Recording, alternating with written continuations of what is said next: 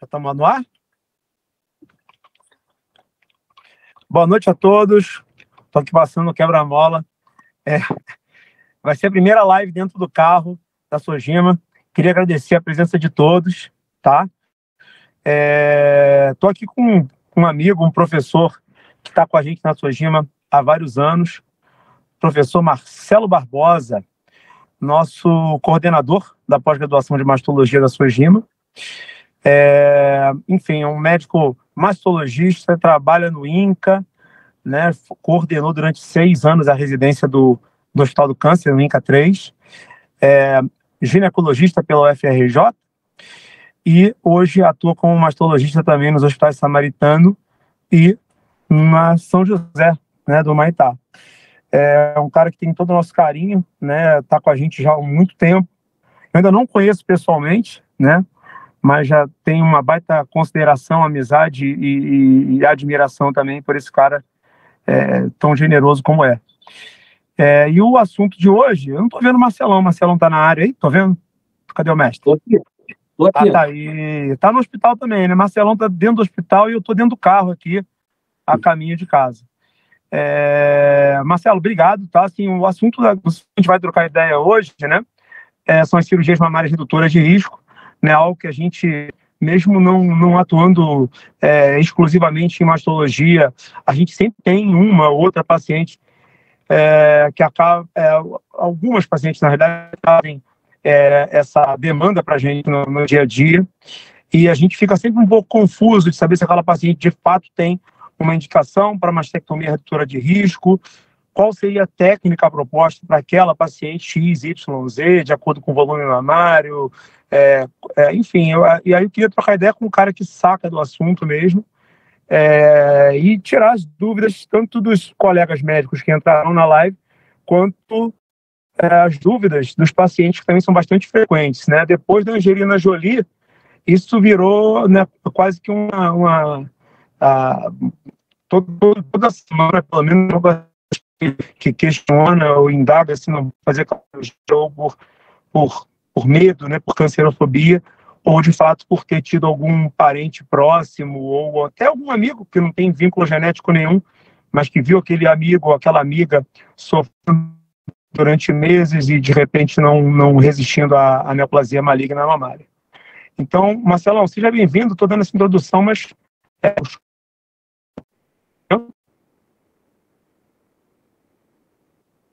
Oi, Júlio, perdi um pouquinho a sua fala aqui no final. Eu não estava dizendo que depois da Angelina... Chegou a pegar a Angelina Jolie? Peguei, é só o finalzinho que caiu. Que existem pacientes que trazem para a gente a demanda da cirurgia redutora de risco, muitas vezes por terem parentes próximos, ou até mesmo tem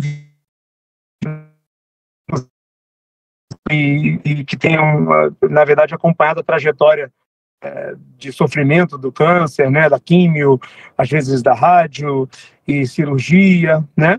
E aí trazem para a gente essa demanda do medo de desenvolverem também a neoplasia maligna mamária. Agora, conseguiu pegar legal? Consegui.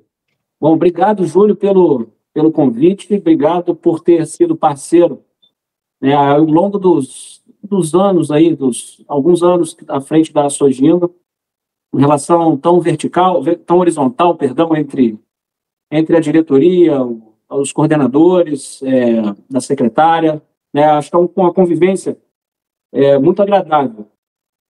Agradecer o convite, tá, de ter participado dessa live. Infelizmente, o Dr. Pedro Maron, por um imprevisto, né, ele ia participar com a gente, um imprevisto de última hora, ele não pôde participar, então, só para deixar para os ouvintes aí, nossos telespectadores cientes, né, que foi por um motivo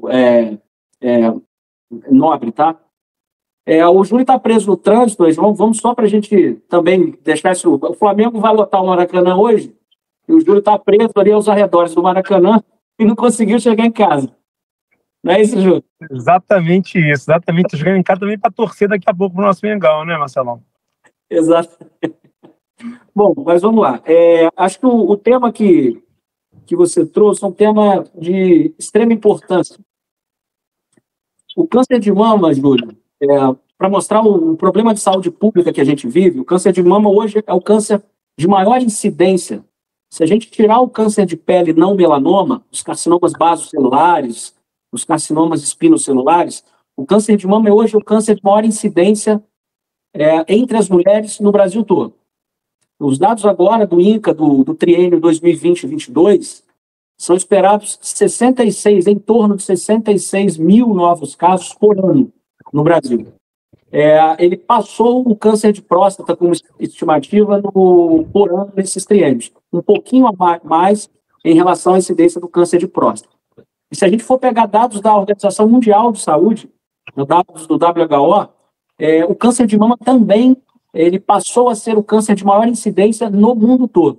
E quando eu falo câncer de maior incidência, é entre toda a população. Até então, o câncer de pulmão era o câncer mais incidente. E o câncer de mama, agora em 2020, ele passou em novos casos. Isso é fruto do envelhecimento da população, né? A população vive mais e, obviamente, por maiores acessos aos métodos de rastreio. Né? Se a gente considerar que o câncer, 99% dos cânceres de mama se dão em mulheres, a gente está falando de uma incidência altíssima, comparado ao câncer de pulmão, por exemplo, que acomete tanto o sexo masculino quanto o sexo feminino. Não que o câncer de mama não atinja os homens, mas representa em torno de 1%, né? Comparado às estimativas da mulher, uma estimativa muito menor proporcionalmente. E evoluindo nesse cenário, em relação a todos os cânceres de mama, Júlio, se a gente for pegar 100% dos casos, 90% deles são esporádicos. É o que a gente chama de câncer de mama esporádico.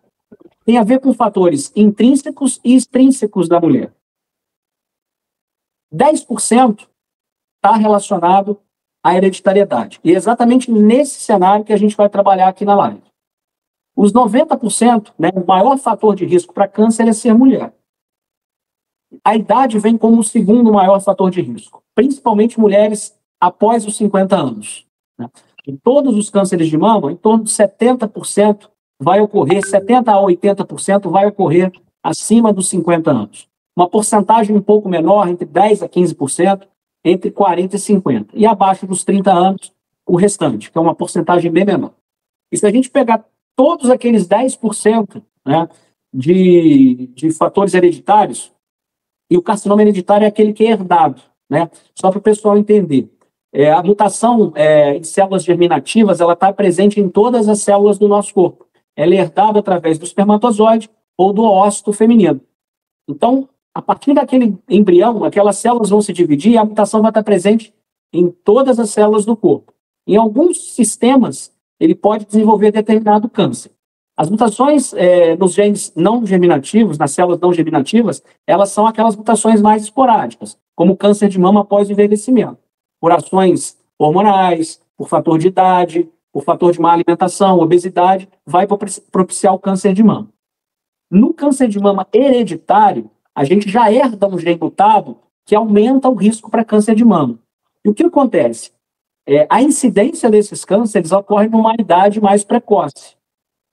Então, quando a gente está diante de um câncer de mama numa paciente antes dos 40 anos ou em torno dos 40 anos, é sempre importante o médico que está assistindo levantar essa hipótese ou essa possibilidade de a gente estar diante de um carcinoma hereditário.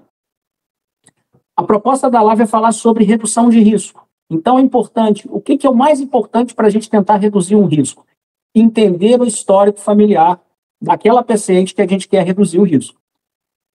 Então, uma paciente que chega no consultório do ginecologista ou mesmo de um médico generalista, quando ele vai levantar o histórico familiar, saber o histórico de câncer da família do paciente é importantíssimo.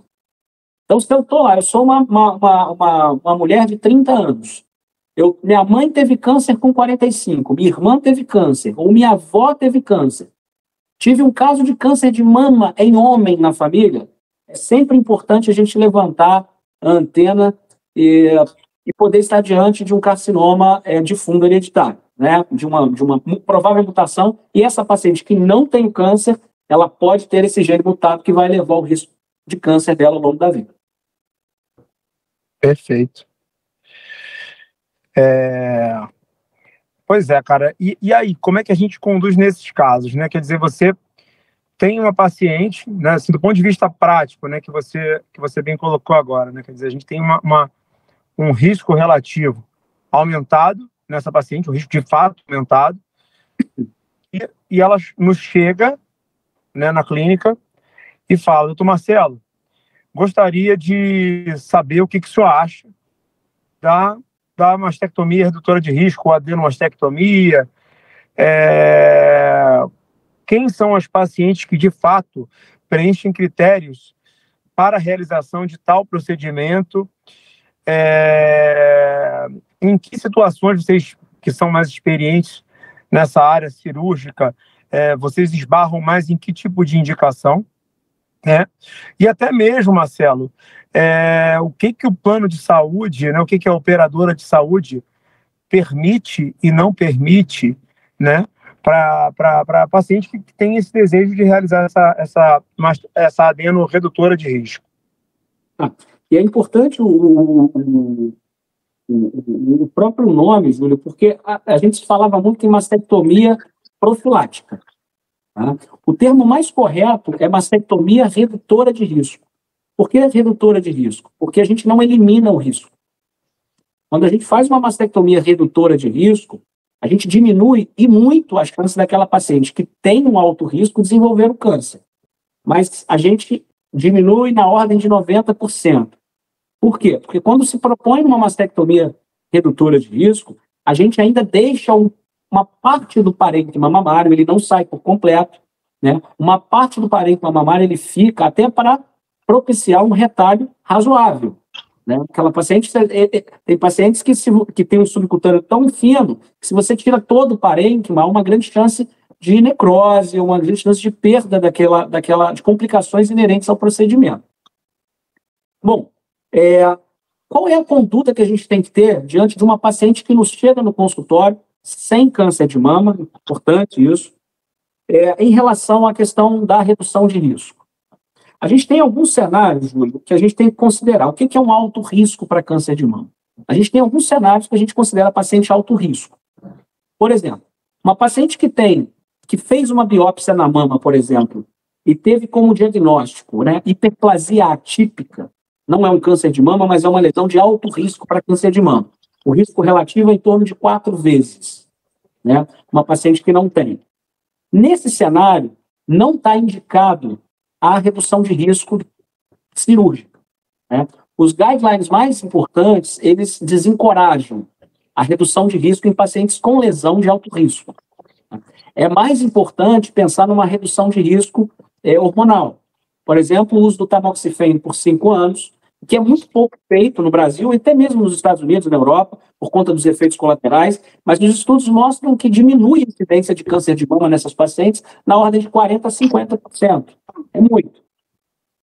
As mastectomias redutoras de risco, elas são mais reservadas àquelas pacientes com mutação conhecida, que elevam o risco. A gente tem vários tipos de mutação, eu vou explicar isso um pouquinho mais detalhado, mas naquelas mutações com alto risco, alta penetrância para o câncer de mama, essas pacientes, elas têm indicação, segundo o NCCN, que é um guideline americano que a gente toma muito por base aqui no Brasil. Pacientes com histórico familiar muito florido para câncer de mama, em que não se acha uma mutação genética, essas pacientes podem sim ter indicação de adenomastectomia redutora de risco, porque nem todas as mutações são conhecidas. Então, um histórico familiar muito importante, principalmente em parentes de primeiro grau, a gente pode levar como consideração para propor uma redução de risco. E uma terceira indicação que os guidelines recomendam são aquelas pacientes que fizeram tratamento para linfoma de Hodgkin em idades mais jovens e que foram submetidas à radioterapia de manto. Uma radioterapia que pega aqui todo o colo, né, toda a parte da mama. Essas pacientes, elas têm um risco muito aumentado para câncer de mama ao longo da vida.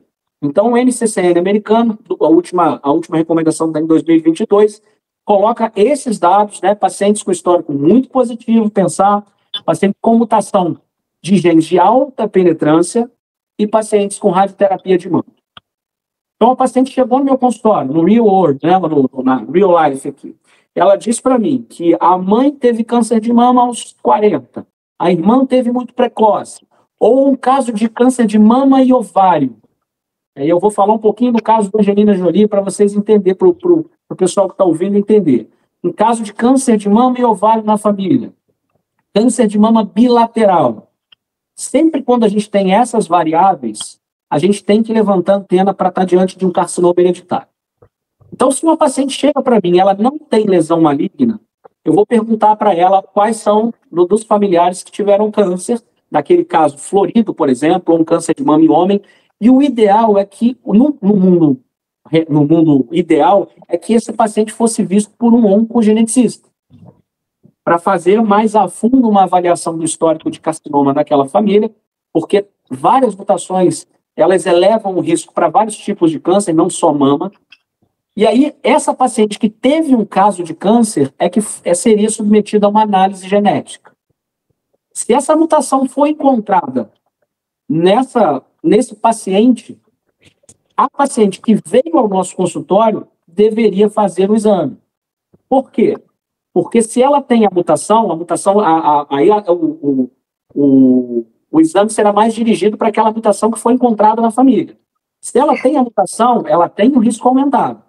Agora, se ela não tem a mutação, elimina-se o risco. Então, aquela paciente que foi ao teu consultório e não tem câncer, ela está isenta de um alto risco hereditário. Qual foi a situação da atriz Angelina Jolie? Angelina Jolie, ela foi, na verdade, se eu não me engano, foi em 2016, ou um pouco antes, que saiu talvez um pouco antes, né? Um pouco 2013. Né? Talvez porque as assinaturas genéticas elas vêm da década de 90, isso foi um pouco mais à frente, agora tem que ver. Ela saiu, foi capa da revista Time, né? Porque ela divulgou que foi submetida a uma mastectomia, uma nipple skin sparing, uma mastectomia poupadora de pele e mamilo, porque ela tinha uma mutação BRCA1. A mãe dela teve câncer de mama muito precoce, ela tinha casos na família.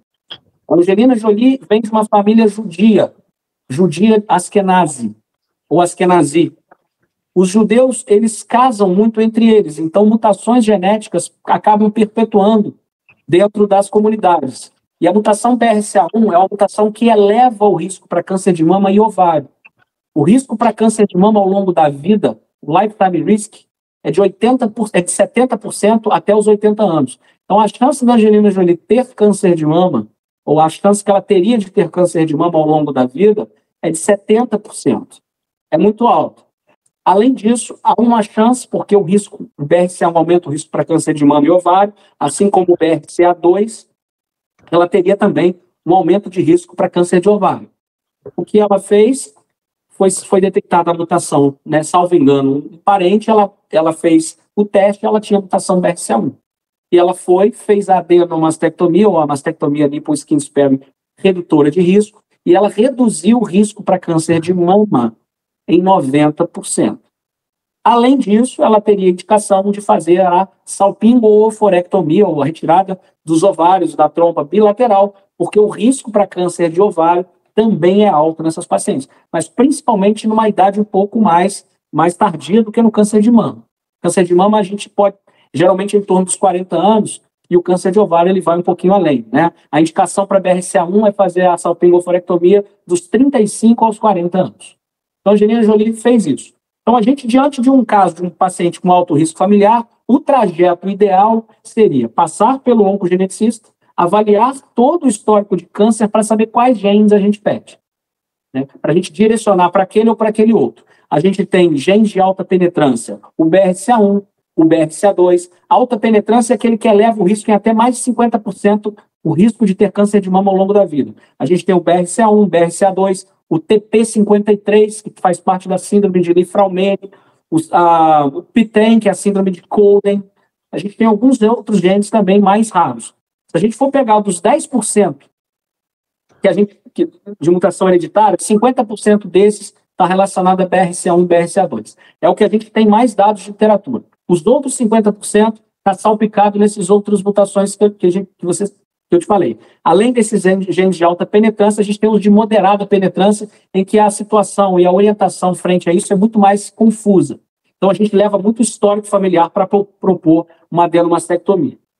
Em relação ao plano de saúde, os convênios eles não aceitam de imediato a solicitação, elas não pagam todos os painéis ampliados, mas o BRCA1 e o BRCA2, se for bem justificado, os convênios de saúde eles tendem a aceitar pelo convênio. Tá? No INCA a gente faz para alguns pacientes, mas como no INCA a gente não atende pacientes sem câncer, a gente acaba fazendo teste em pacientes com câncer, ou que tiveram câncer, na proposta de talvez uma cirurgia, mudar a cirurgia da paciente, né?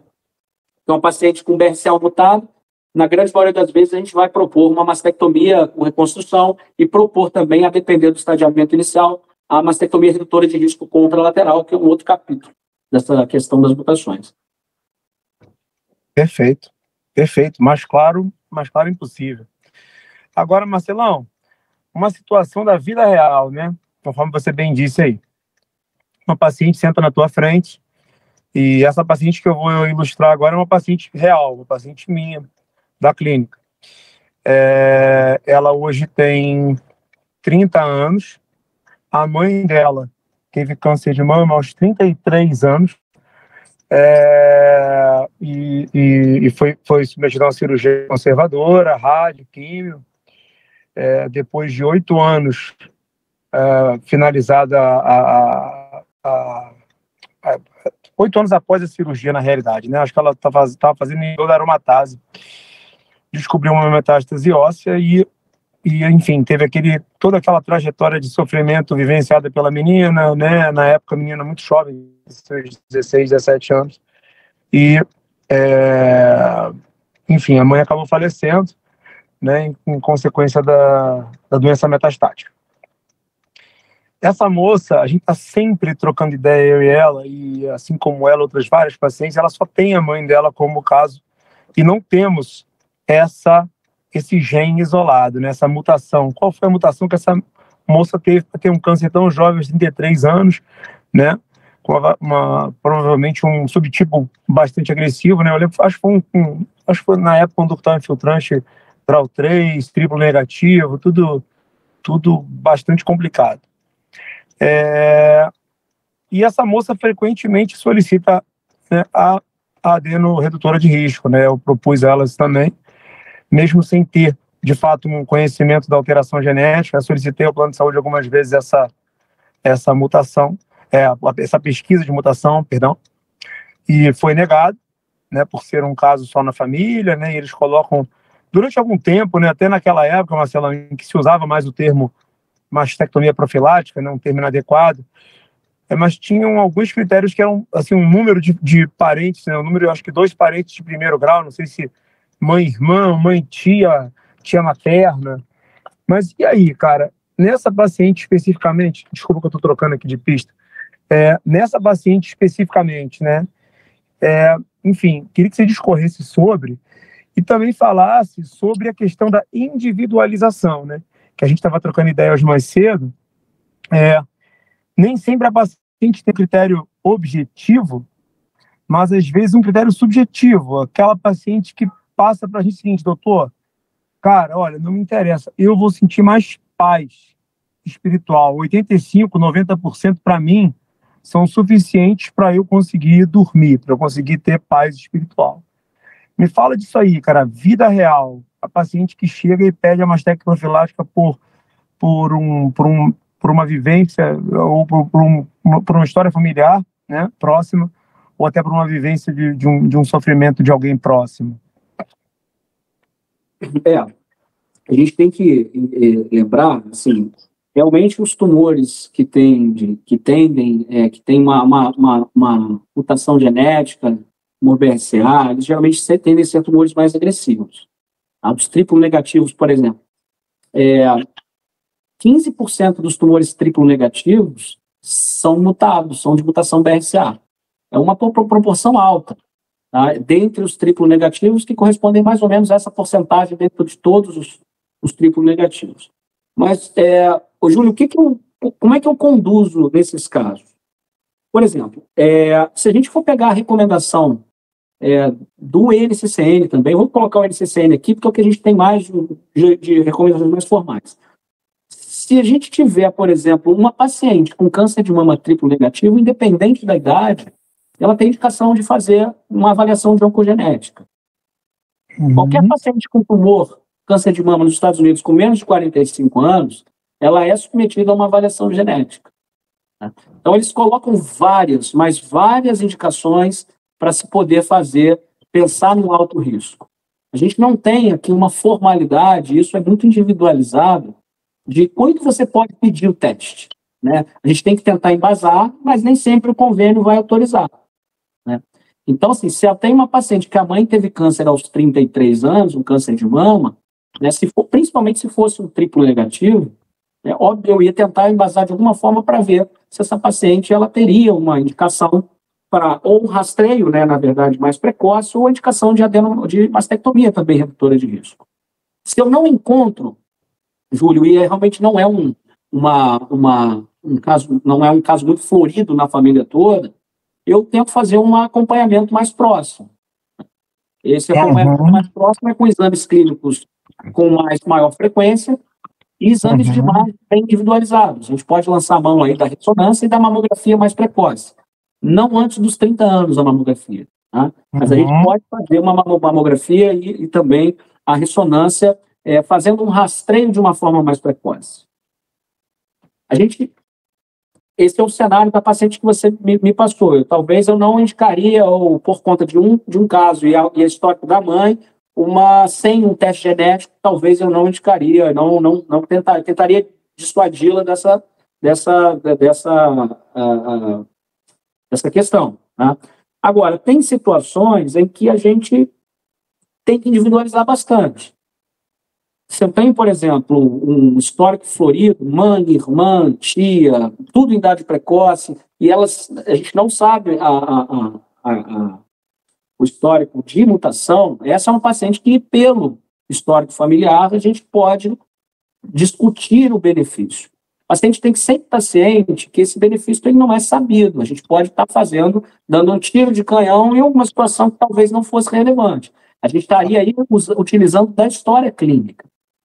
Por outro lado, eu tive duas pacientes no consultório. Uma paciente tinha uma mutação no gene chamado RAD51C. É um gene para alto risco para ovário, mas para mama ele não tem tanto dado de alto risco para câncer de mama. Ela não morava no Brasil, ela veio para o meu consultório e ela me contou a história dela, que ela teve duas irmãs com a mesma mutação, aos 50 anos tiveram câncer de mama. E ela estava com 48 anos. Então, ela tinha ido em alguns colegas e me perguntou o que eu achava. Eu falei, olha, o seu histórico clínico está muito bem sedimentado para mim. A gente não vai achar dados de literatura da tua mutação e benefício de sobrevida em câncer de mama. Né? Mas, sim, você tem um histórico de familiar que está saltando aos olhos. Então, nesta situação, eu talvez proporia a adenomastectomia redutora de risco para ela, individualizando, e ela sabendo que eu não sei o real benefício. Ela tem que estar ciente disso. Se a gente considerar os trabalhos de BRCA, Júlio, ao que pese a mastectomia redutora de risco, os trabalhos são todos pequenos, são trabalhos retrospectivos, são trabalhos que não são randomizados, porque é difícil você fazer um estudo randomizado em incidência, em tumores de baixa incidência, né? Em patologias de incidência baixa. O que eles mostraram? Você reduzia o câncer de mama em qualquer mutação BRCA, você reduziu em 90%, mas você não mudou muito o conceito de mortalidade. Então, nos trabalhos retrospectivos, análises passadas, o BRCA1 parece ter um ganho de benefício de mortalidade fazendo a mastectomia redutora de risco. Mas isso não é muito bem certo, a gente não sabe. Então, ou seja, eu vou reduzir a minha chance de ter câncer de mama, mas se eu não fizesse, eu morreria, né, com uma taxa de mortalidade maior que quem não fez, ou descobriu e operou. Então, isso também é uma questão que a gente tem que colocar para o paciente. Obviamente que a ansiedade de ter um câncer, a questão de tratar um câncer e as comorbidades, a questão da quimioterapia, isso tudo leva a paciente a decidir. Né? Não querer morrer por câncer, não querer tratar um câncer, evitar as sequelas inerentes a um tratamento oncológico. Então, isso a gente tem que colocar na mesa para definir. Eu tive uma paciente também, que não era uma paciente brasileira, é uma paciente que está no Brasil há 3 anos, e ela tinha um carcinoma lobular. Ela é sozinha no Brasil. Carcinoma lobular ele tende a ser multicêntrico e bilateral. mas a gente não tem indicação formal para realizar a mastectomia redutora de risco. Ela tinha um câncer numa mama, ela tinha um câncer. A questão dela era a mama contralateral, ela tinha indicação de mastectomia de um lado. Do outro lado, eu não tenho benefício de ganho, mas ela tem um risco para a mama contralateral. A gente discutiu, o NCCN no rodapé ele coloca que o lobular ele pode ser discutido, etc. Nós fizemos e saiu lá um carcinoma, uma hiperplasia lobular atípica, que é um marcador de risco para câncer de mama, na mama contralateral. Não tinha câncer. Ela iria fazer hormônio, talvez segurasse, mas a gente definiu, muito por conta dela, estar aqui sozinha, não queria passar aperto, ela é da Romênia, não é brasileira, e estava sozinha aqui. A mãe veio para o tratamento, a gente resolveu fazer a mastectomia bilateral dessa paciente. Né? Então, são situações em que, teoricamente, não teria indicação formal, mas discutir com a paciente, ela sabendo riscos e benefícios, prós e contras, porque uma mastectomia não é simplesmente tirar a mama, não é uma cirurgia estética, né? É uma cirurgia de reconstrução. A estética ela é um segundo ponto, então o paciente tem que saber disso. A gente está falando de uma cirurgia redutora de risco, não colocar uma prótese de silicone mamária do ponto de vista estético. Então, a gente vai fazer uma cirurgia de prevenção oncológica, né? E a estética ela vem acompanhada, mas não é o foco. Né? E tem todas as alterações inerentes. Em geral, a prótese é colocada atrás do músculo peitoral, uma situação, um local onde é um pós-operatório mais chato. Né? Pode ser feito antes do peitoral, sim, mas são situações menos frequentes. Então, tudo isso tem que ser colocado na mesa para indicar ou contraindicar qualquer cirurgia de mama, né? Principalmente nessas profiláticas, redutoras de risco.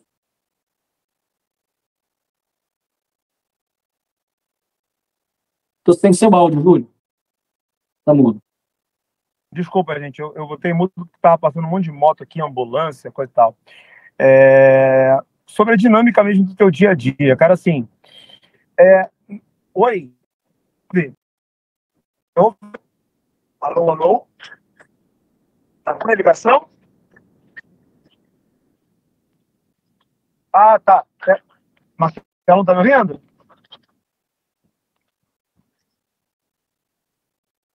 Eu posso ler, eu posso ver lá no chat, peraí. Marcelo, tá me ouvindo? Tô te ouvindo. Tá me ouvindo bem? Tô te ouvindo, pode falar. Tá, desculpa, cara. Na maioria das vezes, tá? Isso aí é uma questão de estrita curiosidade mesmo. Na maioria das vezes, essa demanda vem do paciente ou você vê com maior frequência essa indicação feita por você, ou pelo mastologista, ou pelo ginecologista. Isso por absoluta curiosidade mesmo. Porque a impressão que eu tenho é que, na maior parte das vezes, a paciente já vem com essa noção pré-concebida, né, ou por causa da Angelina Jolie, ou por alguns outros casos próximos da família, enfim. E a gente, na maior parte das vezes, tem que fazer esse trabalho que é complicado, né? Que é desencorajá-la, né? Afinal de contas, é uma cirurgia, afinal de contas, o que você disse bem, o foco não é estética, né? Então, a paciente tem que entender que não é uma cirurgia plástica que ela está fazendo uma cirurgia redutora de risco. Na tua prática, no teu dia a dia, cara, as pacientes já trazem essa noção, ou você se vê em várias situações, ou em algumas situações, indicando, tá? Essa é a primeira pergunta que eu tenho. E a segunda pergunta, se você já teve alguma situação de você se sentir, isso é também uma pergunta curiosa mesmo, de você se sentir mais angustiado do que a própria paciente, em alguns casos de uma história familiar tão numerosa, porque eu tenho um caso meu, de uma paciente que tinha quatro irmãs, e as 4 irmãs tinham tido câncer de mama, das 4, 3 haviam falecido na casa de 40 e 50 anos. E essa paciente, eu quase que pedi, pelo amor de Deus, vamos fazer uma adeno redutora de risco, e ela não queria de jeito nenhum. Então, a sensação que eu tinha é que a angústia era mais minha do que dela, e, obviamente, eu tinha que indicar isso em prontuário, né? Tem essa questão ética também, estava indicado no prontuário, mas é óbvio, né? A paciente mesma não desejava, e depois eu acabei me perdendo dela, não sei o que aconteceu com ela, entendeu? Mas sempre dá uma angústia, né? Divide comigo essa experiência tua, amigo. Vamos lá, Júlio. A primeira pergunta que você fez é geralmente essa demanda vem de quem, não é isso? Exato, exato. Em geral, a demanda ela é do paciente. A paciente te procura por conta de um histórico familiar florido, né? A paciente já, caso eu me lembro aqui, uma paciente chegou no meu consultório com um histórico familiar do lado paterno, com muito câncer de mama e ovário. Muito. Câncer de mama em homem, câncer de mama. Mas eu acho que eu nunca vi um caso tão florido na família. Aí ela fez o teste BRCA mutado. Aí ela repetiu, fizemos uma contraprova, BRCA mutado. Paciente de 30 e poucos anos, sem prole constituído, acho que é importante a gente falar isso, tá? Ela não tinha prole constituída, ela não tinha filhos, mas ela estava com 30 anos e iria para fora do Brasil fazer um pós-doutorado. Ia ficar algum tempo fora do Brasil. Então, essa paciente queria porque queria fazer a redução de risco dela, porque ela não sabia o tempo que ela ia ficar lá fora, e se ela viesse a desenvolver um câncer de mama lá fora, ela ia estar em maus lençóis. Né? Então, foi uma discussão também que nós tivemos. Quem trouxe a demanda foi a própria paciente. Em geral, é isso que acontece. Quando a paciente vai para o meu consultório por motivos, e é o que é mais, né? De nódulo BIRADS 3, né? Ou uma descarga papilar, né? Em geral, eu é que levanto a lebre da história familiar. E quando essa história chama a atenção, eu falo com a paciente para convidar ou chamar esse parente, de repente, para a gente discutir, para esse parente que está vivo, de repente, fazer o teste genético. Nessa situação, em nenhum momento eu falo nada com o paciente em relação à mastectomia para ela, né, porque eu não sei. Né? Eu, na grande maioria das vezes, eu até desencorajo quando não tem uma indicação formal. Tá? O paciente é que vem com uma cancerofobia, muitas vezes, querendo tirar. Se não há indicação mesmo, Júlio, se eu não vejo uma plausibilidade, eu desencorajo de qualquer forma. Tá? Eu não vou fazer se eu não vir que tem uma indicação formal, ou que a literatura me dê substrato. Isso quando a paciente não tem nada. Agora, uma paciente, um outro cenário, é quando a paciente tem o câncer. Então, quando a paciente tem o câncer, a gente também tem que levantar, e aí é mais comum que a gente peça os exames de mutação.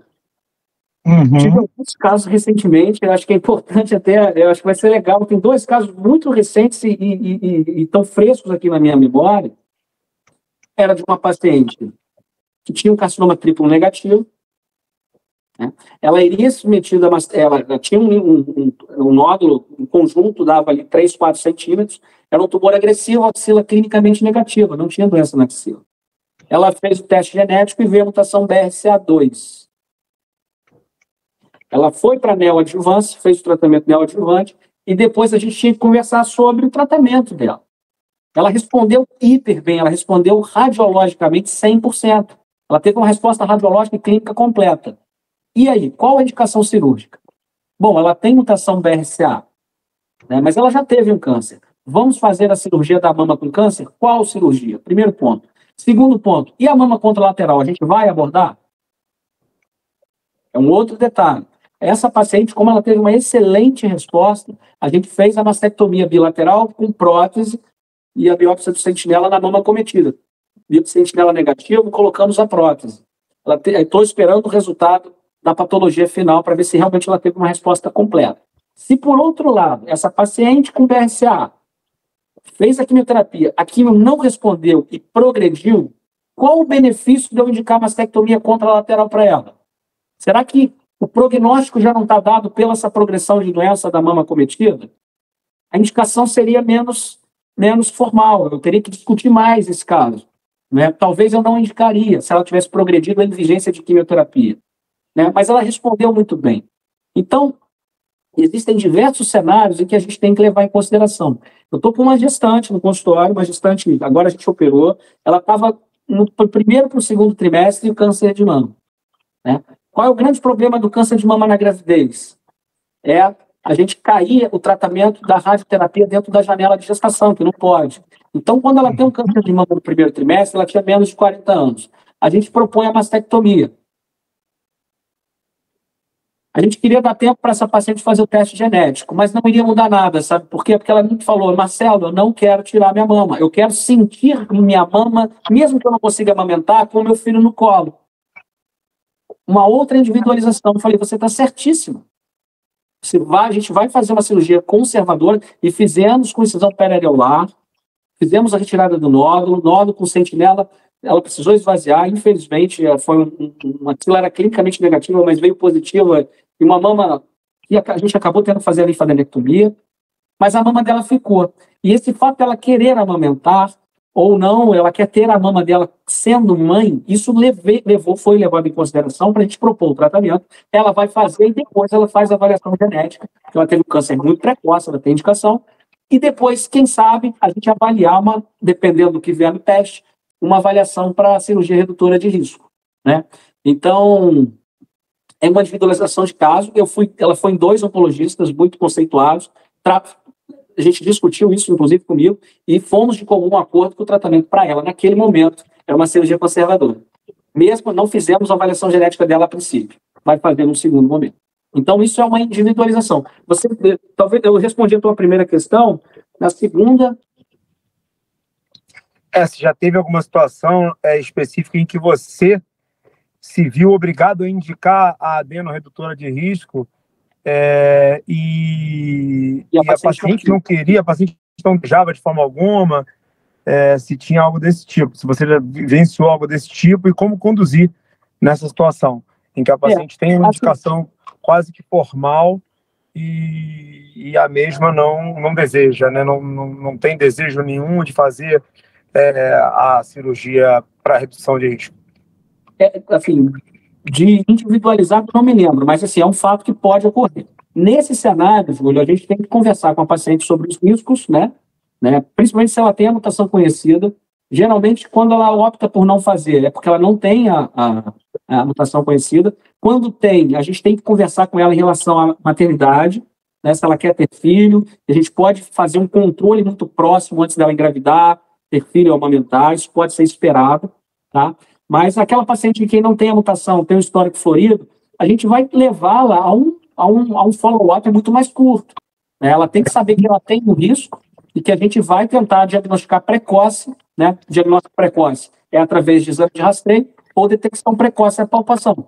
Porque a gente sabe que essas pacientes mais jovens, e elas falam muito assim, doutor, mas meu último exame estava normal.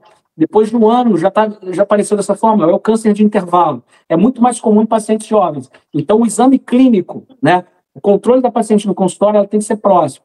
Proporia aí pelo menos de 4 ou 6 em 6 meses o exame físico e os exames de imagem numa rotina mais próxima. A ressonância cada ano, né, a ressonância e mamografia, por exemplo, é uma possibilidade. E ressonância intercalada com ultrassom em 6 meses. Existem algumas possibilidades para fazer esse controle. Então, se a paciente for...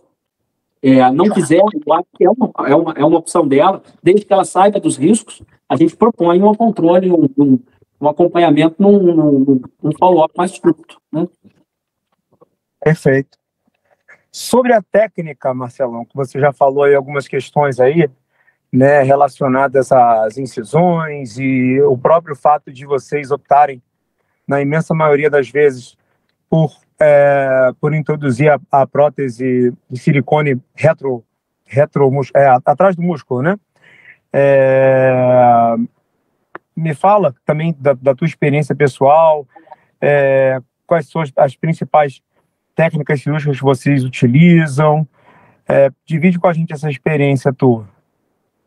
As incisões, elas podem ser das mais variáveis, né? A gente toma como base o padrão de mama da paciente, né? Então, assim, em geral, eu tenho mais uma preferência por fazer uma incisão periareolar, tá? Em volta da areola. Então, a gente faz uma incisão periareolar, às vezes estendendo para inferior, às vezes estendendo um pouquinho para radial, para lateral, né? Por quê? Porque dali a gente tem uma visão, né? É uma cirurgia difícil, não é uma cirurgia fácil, a gente tem uma visão do retalho maior. Então, a gente consegue fazer tanto o retalho superior quanto o retalho inferior numa visão mais uma visão uma visão melhor. Numa mama pequena, pode ser feita, aí eu já fiz também, já fiz algumas situações, na verdade, mas pelo suco inframamário, né?